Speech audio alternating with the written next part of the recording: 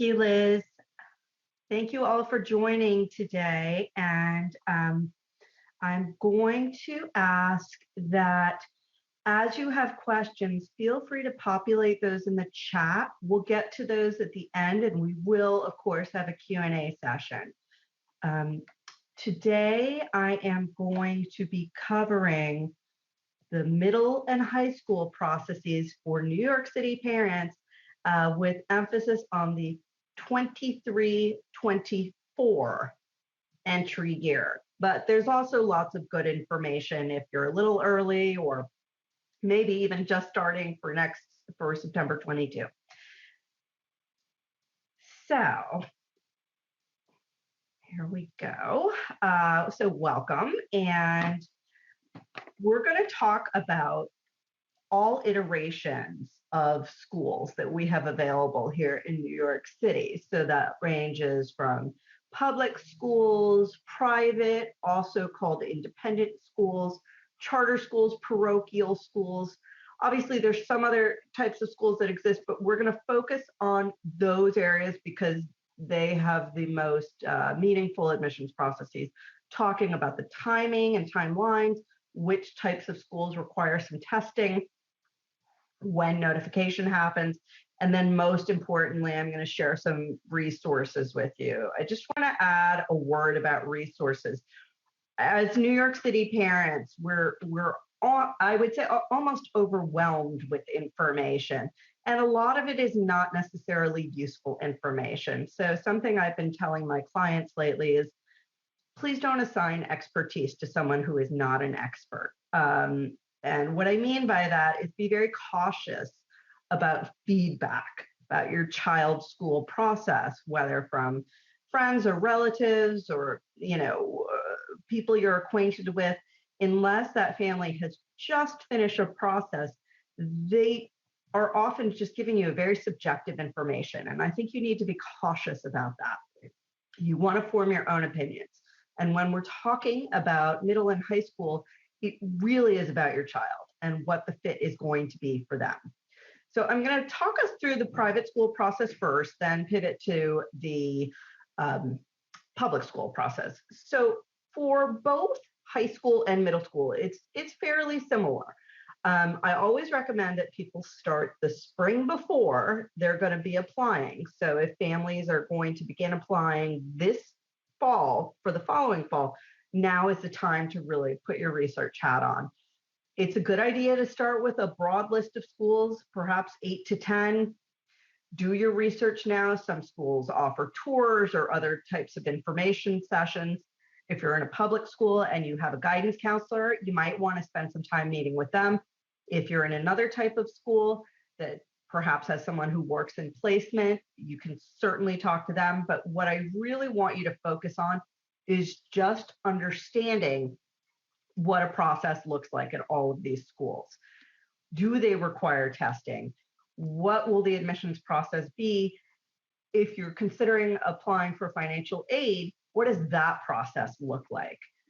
There is a lot of similarity in the private school world, but each school reserves the right to do it their own way. So what do I mean by that? Over the last 2 years, most schools have done these processes 100% virtually. But there have been some schools out there who have invited kids to come in.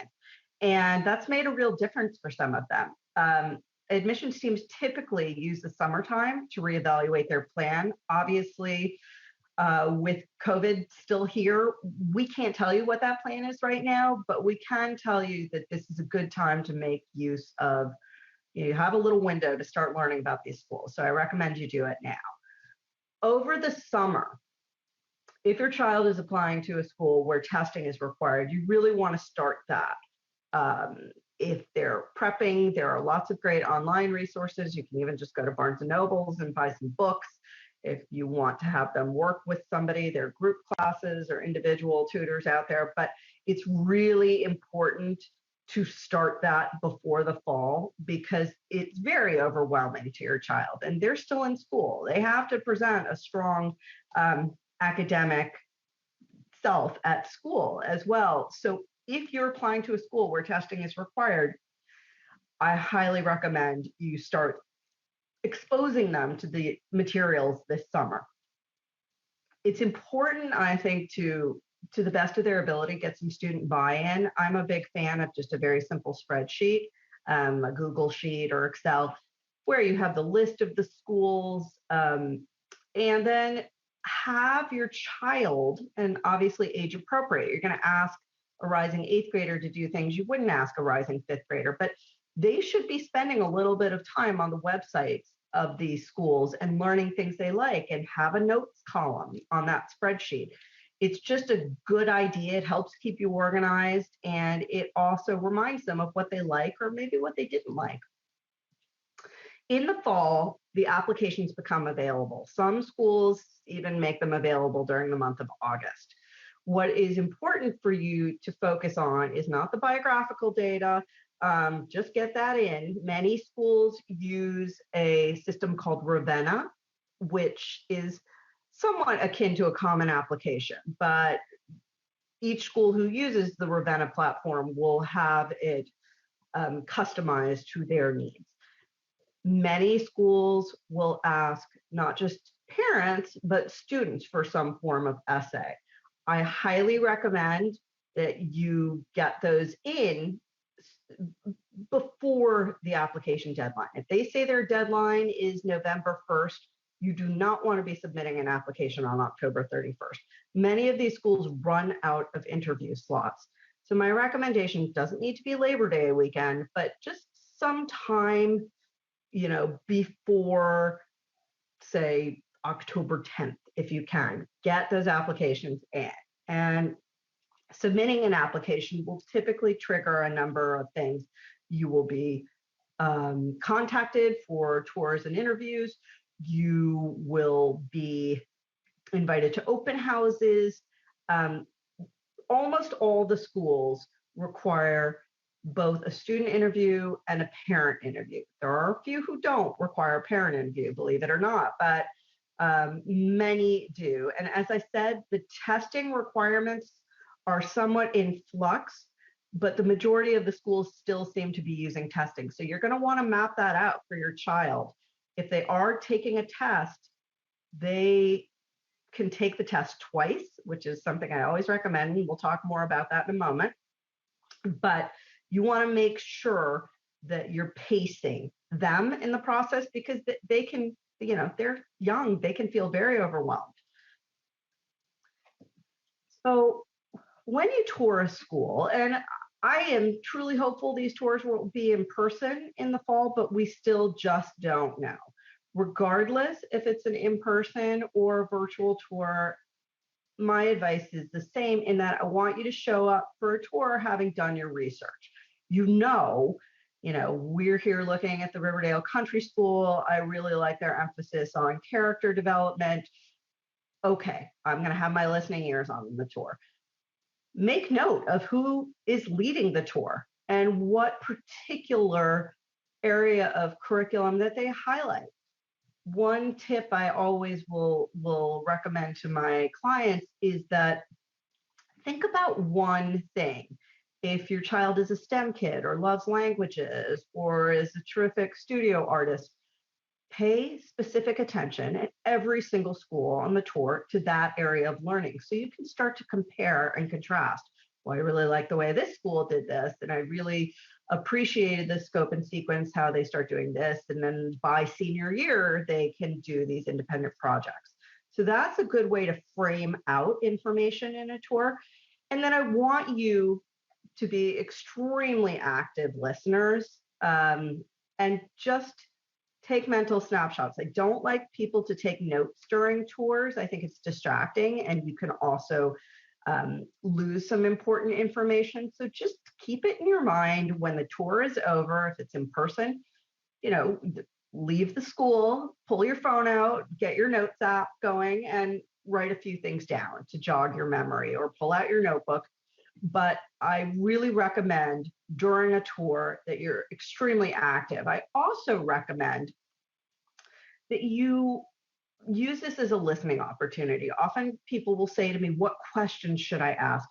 You don't need to ask any questions, because if the tour guide is doing a really good job, they're going to anticipate and in all likelihood answer all of your questions. But I can tell you some things not to do. If you're applying to a school for sixth grade, don't ask them why the juniors are approaching their English courses in a certain way, because first of all, it's something that could change. If you're looking for sixth grade, curriculum is dynamic, but it also puts them on the defense.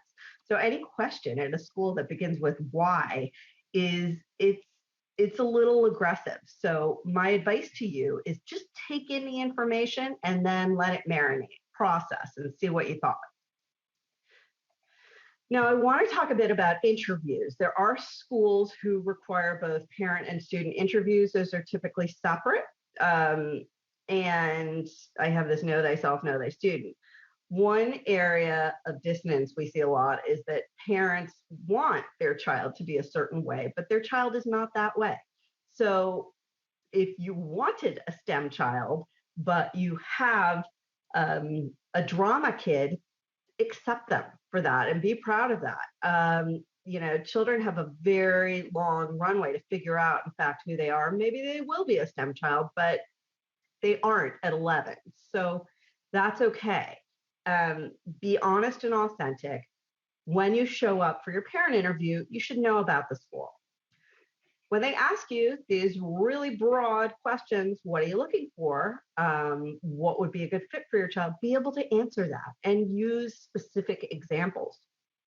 We are looking for a school that encourages inquiry and does so because our child is a really engaged learner and values the opportunity to explore, not just, through teacher-directed learning, but also child-directed learning. That might sound like a lot of jargon there, but you're going to use specific examples for your child.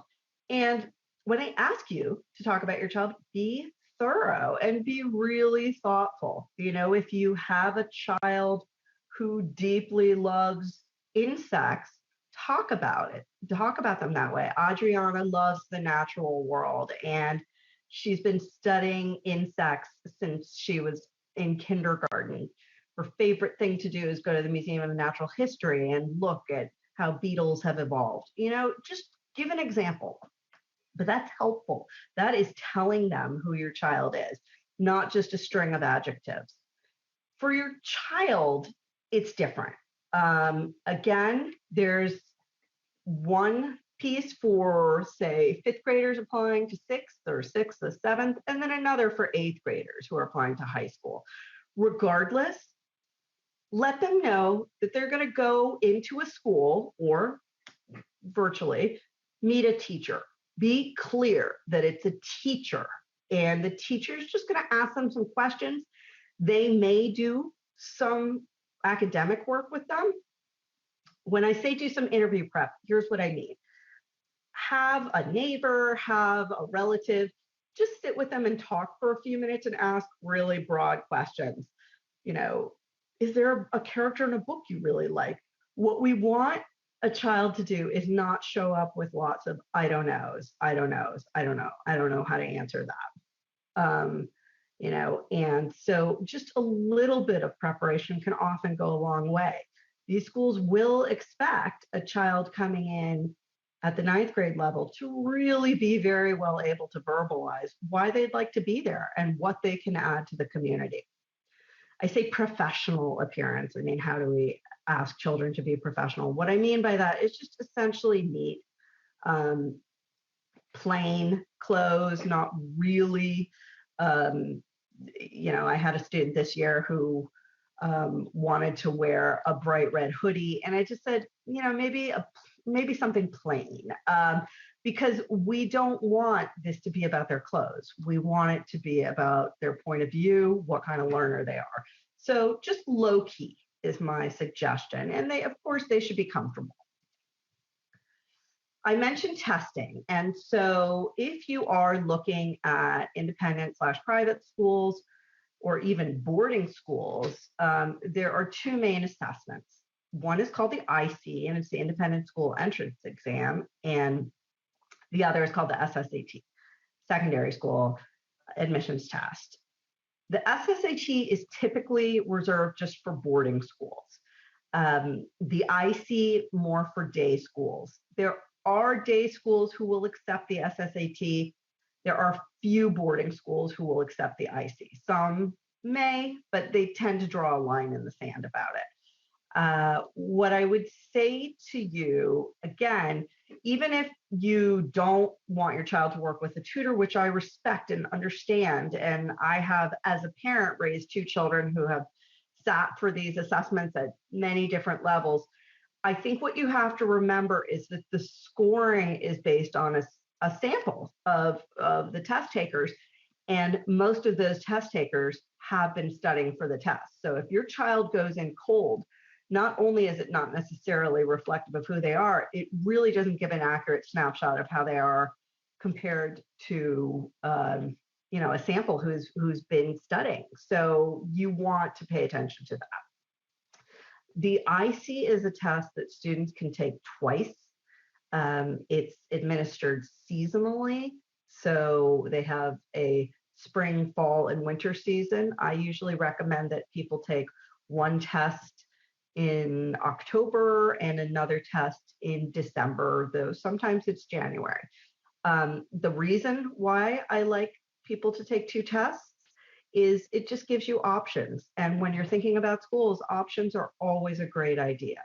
The SSAT, a student can take many times. I've had students take it 5 or 6 times, which is really a lot for them. But if they're working on a goal, there's a certain boarding school they really want access to, it's important that their testing is where that school needs it to be.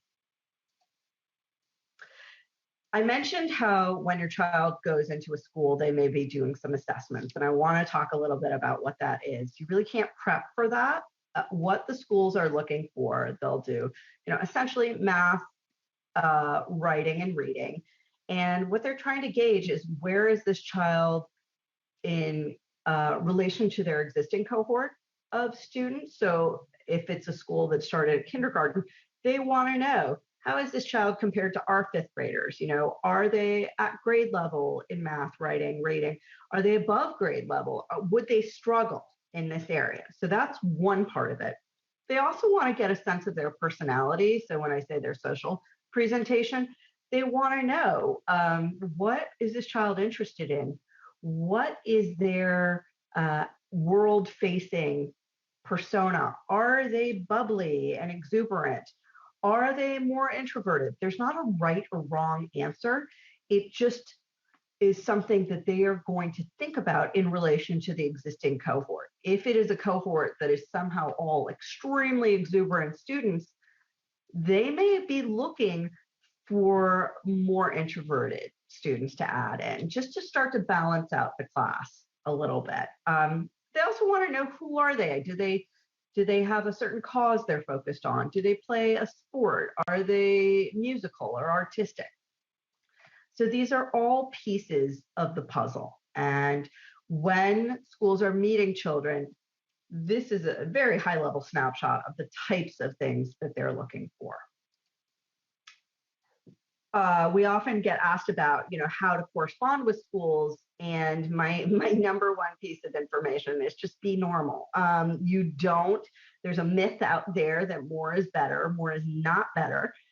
After an interview, I think it's a great idea for the parents to send a note, and you can mention something you discussed in the interview. You can mention something you learned on the tour, but it's one note. I also think the child should. And even if we're talking about a 5th grader, it can be really simple, but I recommend that they just write a note to the person with whom they interviewed and just say, I really appreciated learning about XYZ. Thank you. Some people ask me about something called first choice letters. If you write to a school and say, you are our first choice school, sometimes that moves the needle, not really at the middle and high school level. Some schools appreciate knowing, some don't. If this is something you feel like you would like to do, you can do it, but you can only do it to one school is my recommendation. There's another form of expression, and they call that a love letter. That's essentially, I really was deeply impressed if offered, the opportunity to attend the school, we know our child would thrive. So what you didn't say there is if offered the opportunity, we will accept and enroll. You said, we know it would be a great fit. So it's subtle, but there's a difference. And those typically should be sent if somebody is sending that communication after you've seen all your schools. You have to know that it is your first choice before you tell them that. Recommendation letters can be interesting. At times they can be helpful. The school will require, typically for a high school entry especially, some recommendations. They want recommendations from an English math teacher and probably another subject area teacher. And they might like to see something from a music teacher or coach, but they don't need a stack of recommendations. My advice is be very careful and thoughtful. Give the school what they ask for. Don't give them much more.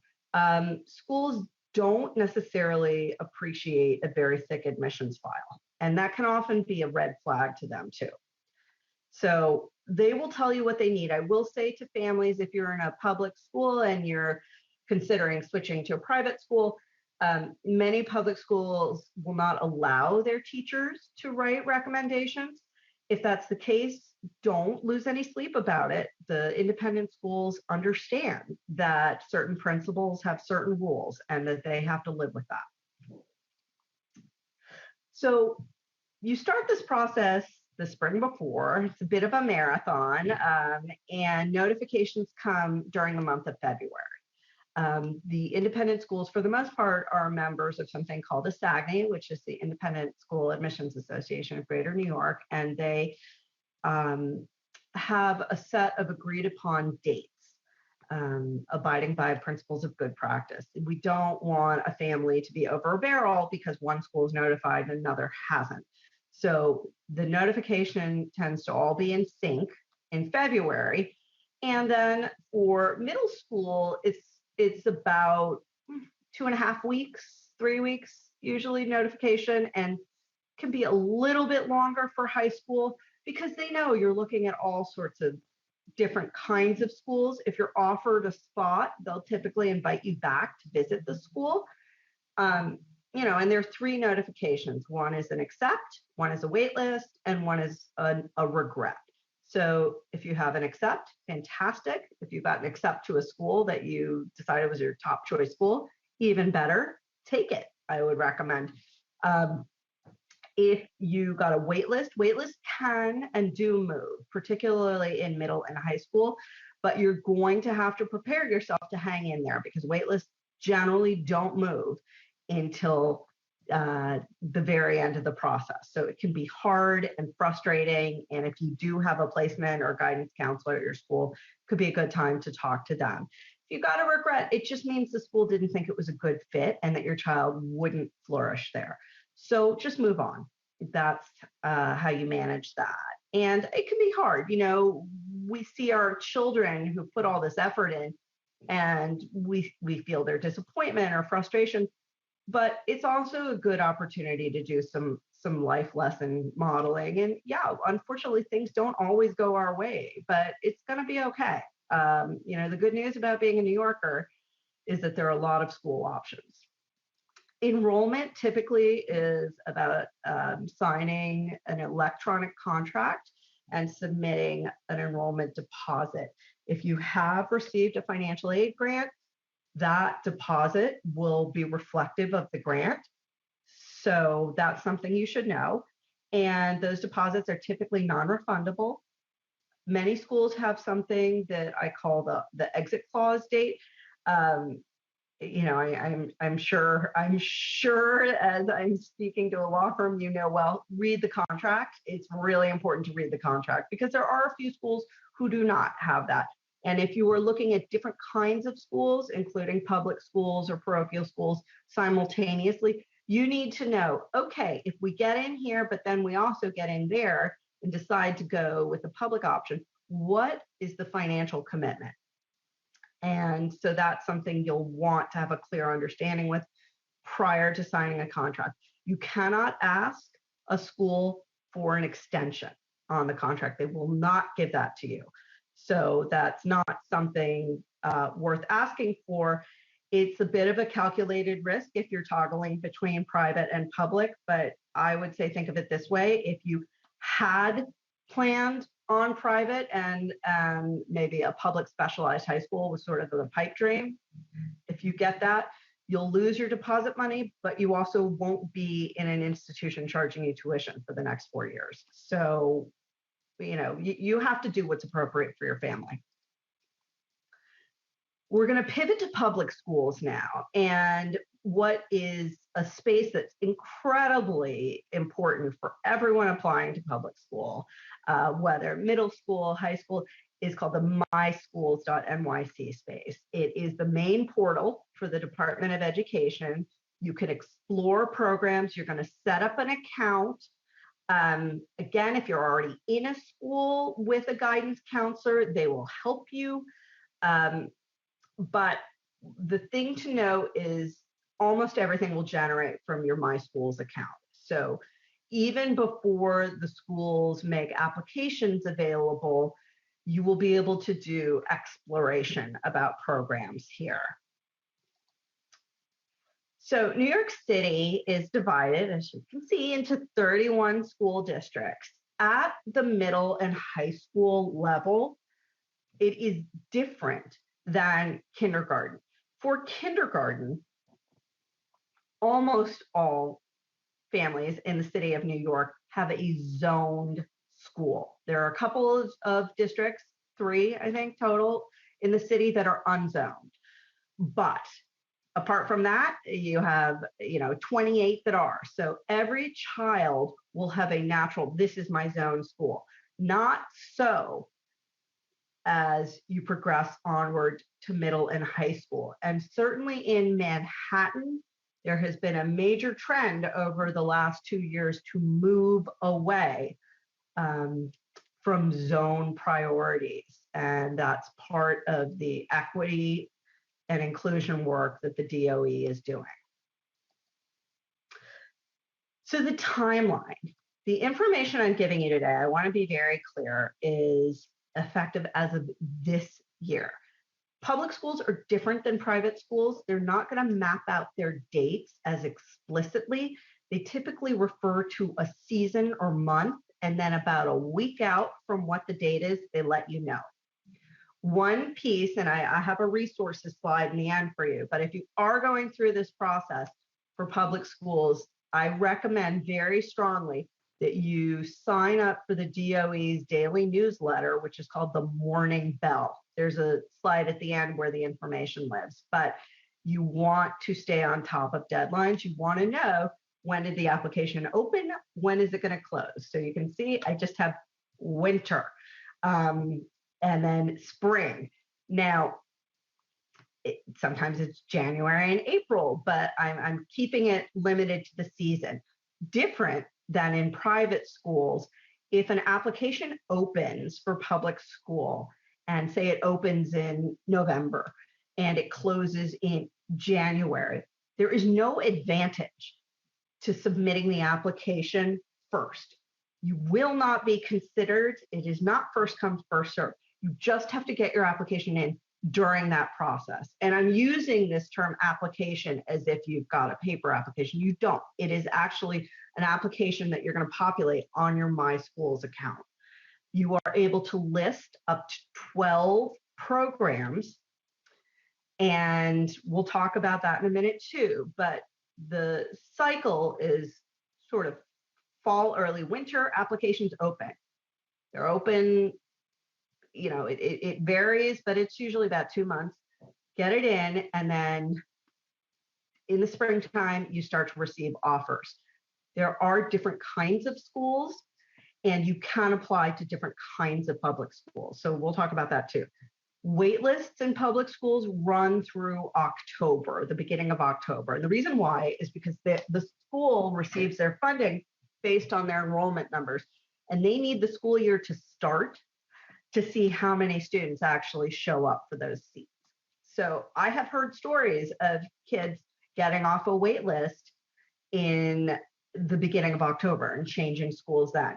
So I think these are things that you should think about. Is that something that would work for our family? And then once you decide to accept an offer, there's an enrollment process, and you will do that all through the My Schools. I'm going to talk about middle schools for a second. There are middle schools who in the past have had district priority, borough priority, or citywide. They're open to everybody in the city. What do I mean when I say priority?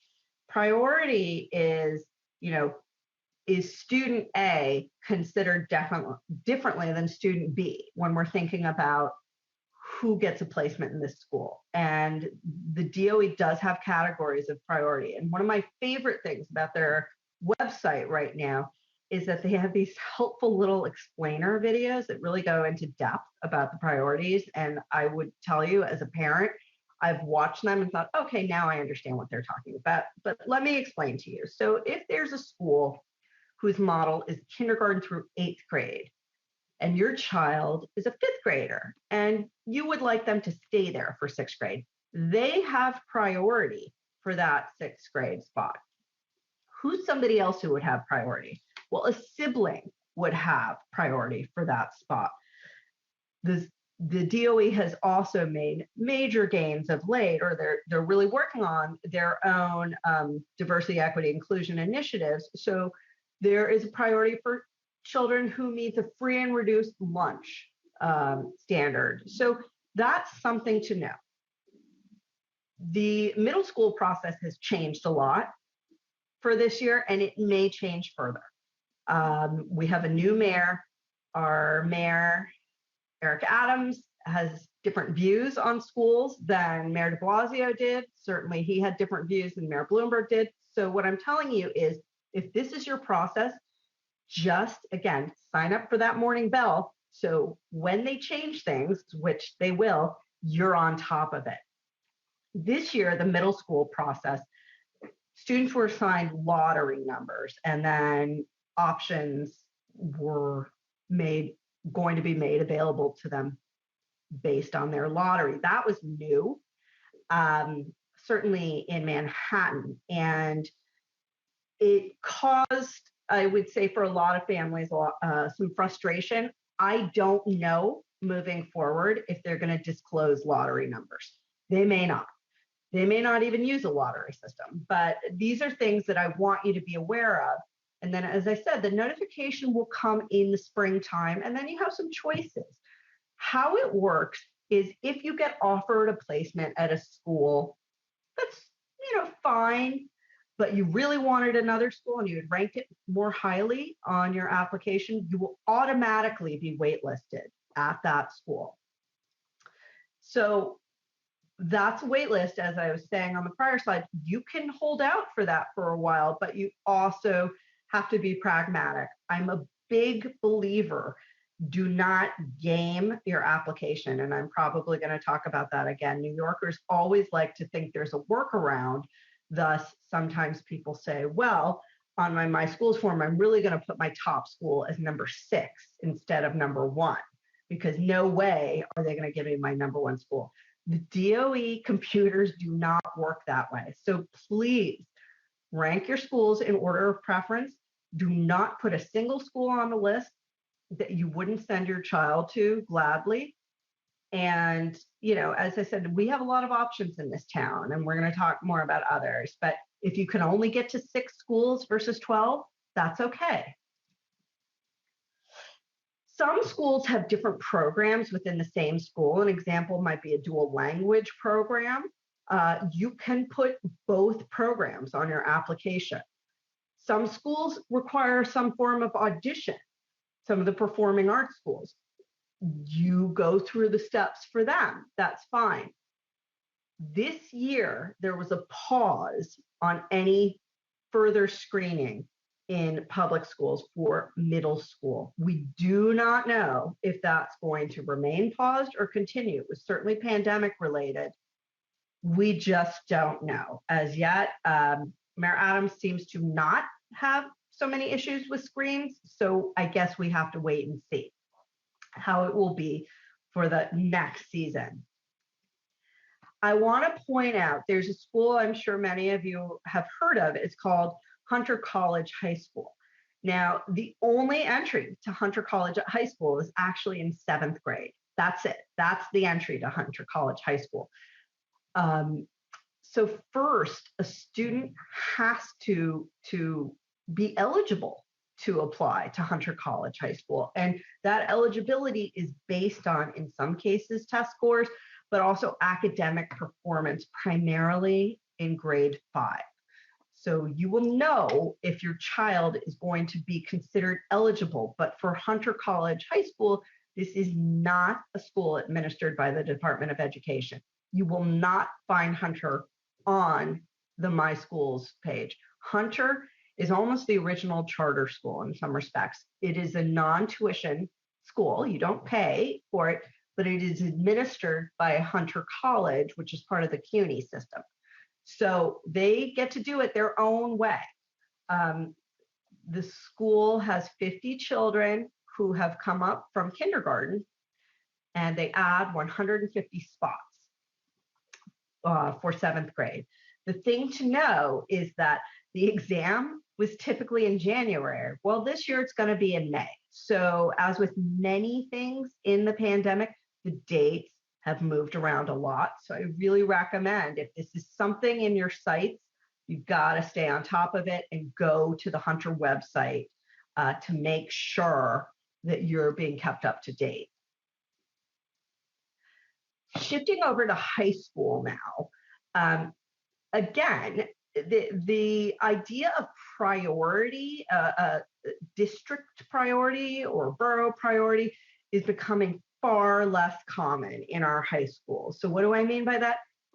When your child was in kindergarten, you said, oh yeah, we're zoned for, PS 199. You will not have that experience for high school. Say, oh, we're zoned for Frank Sinatra. No, it doesn't work that way. So again, this comes down to an equity initiative. You can, as I said, with middle schools, list up to 12 programs. Don't game them. Over the last really 2 years, many schools that used to have their own rubrics for screening have had those kind of clawed away from them, and it's become more centralized via the DOE. There are some schools who are continuing to direct what they want to see in a right fit candidate. So often that's an academic performance. They used to look at things like absences and tardies, but we think that's done. Schools like Nest Plus Math, Bard, Beacon, School of the Future, they have a writing assessment component because they're really writing heavy schools. And there are the schools in this Gen Ed open schools, educational option, which are 3 types of schools. They use a lottery, as they do in the middle schools. Then I mentioned, and to be clear, Bard, Beacon, they do use screening, but they're not considered the same type of screen schools. There are schools that are called the specialized schools, and there is a test that a child's going to take for the specialized schools called the SHIZAT. They get to take it once, and that's it. And it's typically administered in the fall. Traditionally, it was October, but that got pushed out to November often during the pandemic.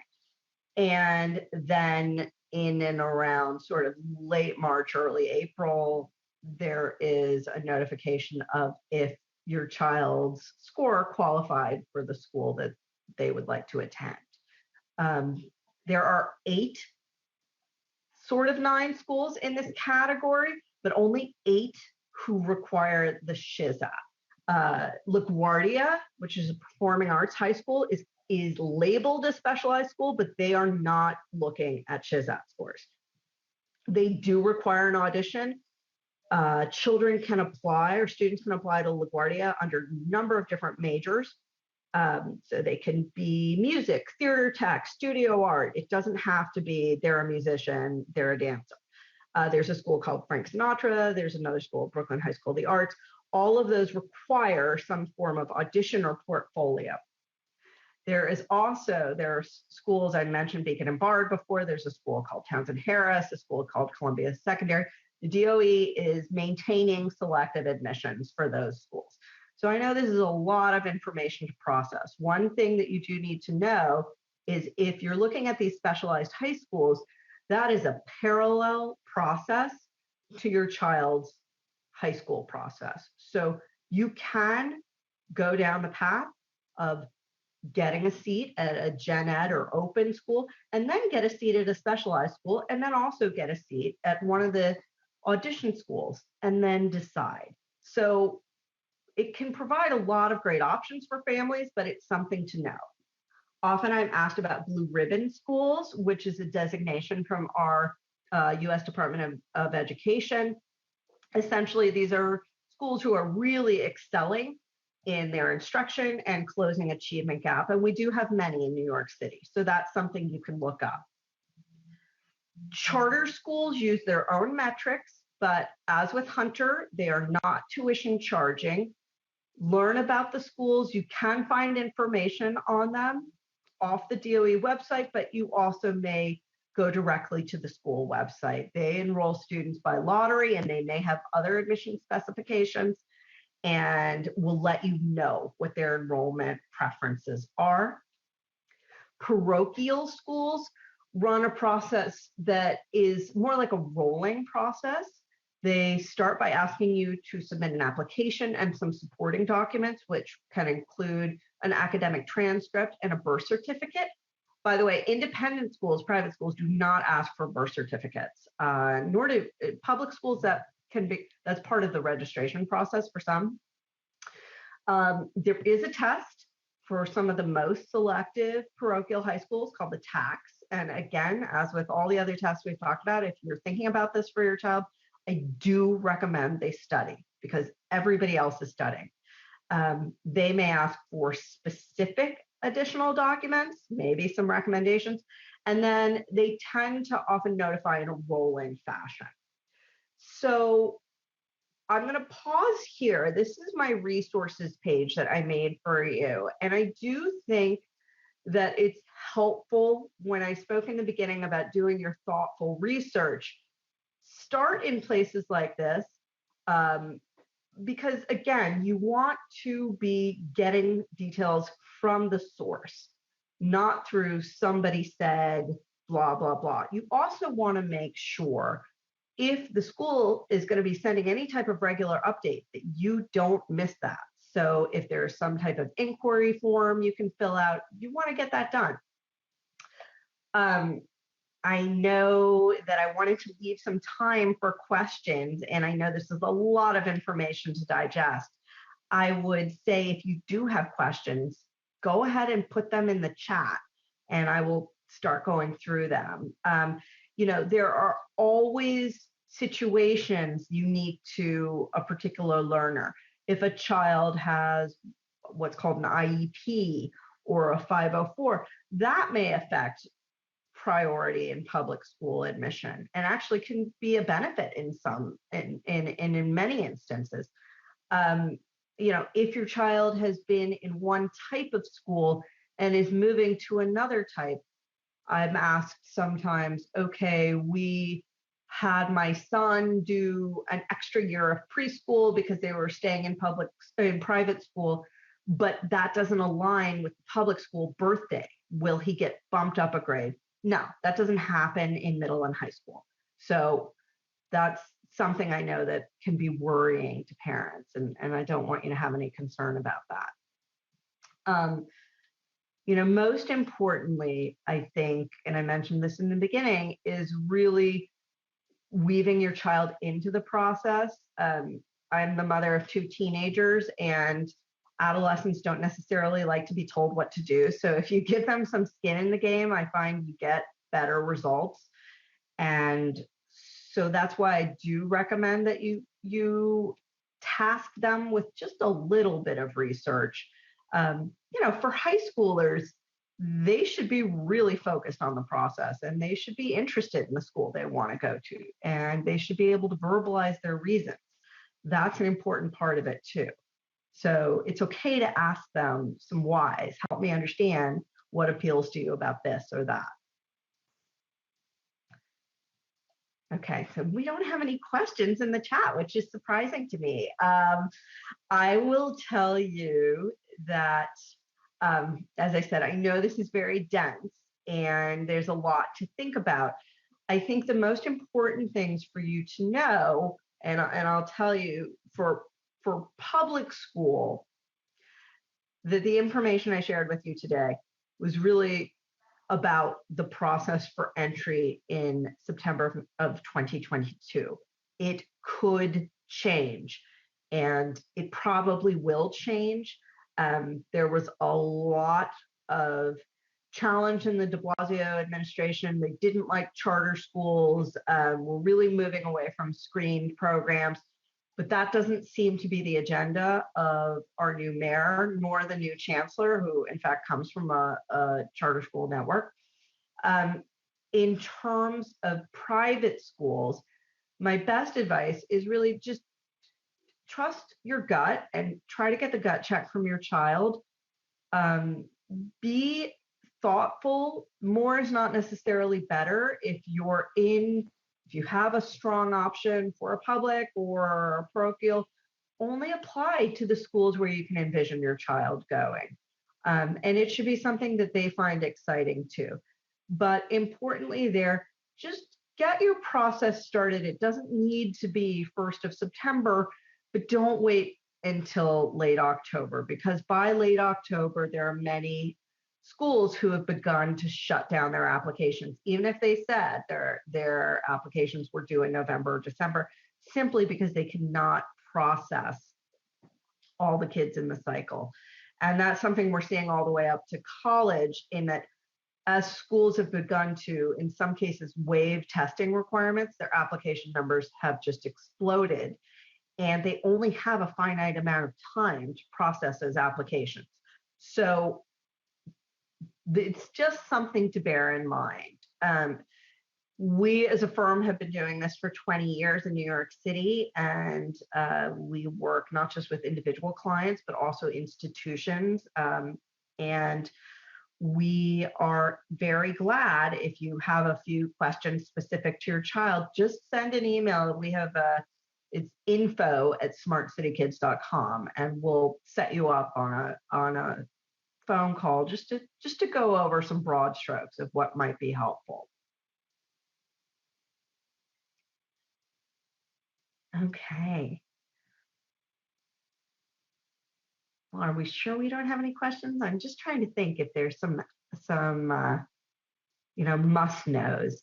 I will tell you, there's a wonderful, if your child is going to be doing some form of testing, there is a website that we often use with our families. It's called Test Innovators, and in many cases they use retired tests, and that's a good place to work. So that could be interesting for your child. Know who your child is. Are they going to do it if you plop them in front of a computer, or do they need the external motivation of somebody, tutor or an older student, sitting there with them and guiding them through the process? But most importantly, think about the kinds of environments where they're going to succeed and what's hard for them. So as I said, if they're not so STEMmy, don't focus on schools where that's the emphasis. Adolescence is a good time for children to begin to start playing to their strengths. So that is certainly what I would recommend. So I want to thank everybody for coming today and sharing a bit of your lunch hour, most likely, with me. And again, scribble down some of these resources. You'll find them helpful. And, we're here if we can answer any questions for you moving forward. And good luck.